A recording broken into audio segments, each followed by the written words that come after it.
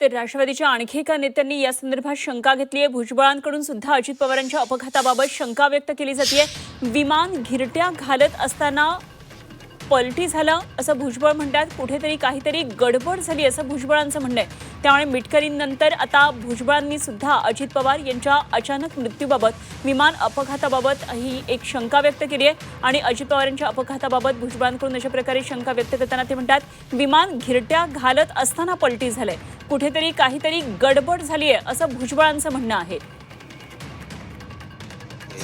विमान एक घिरटी घालून गेल्यानंतर दुसऱ्या घिरटी घालत असताना सरळ असलेले विमान हे अचानक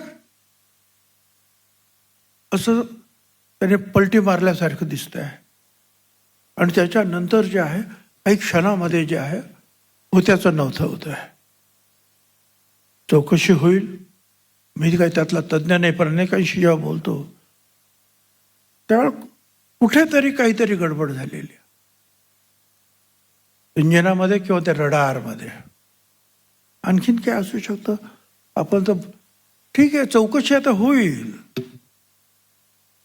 त्याची माहिती सुद्धा येईल, पण ही सोन्यासारखी माणसं गेली ती कशी काय येतील आता परत?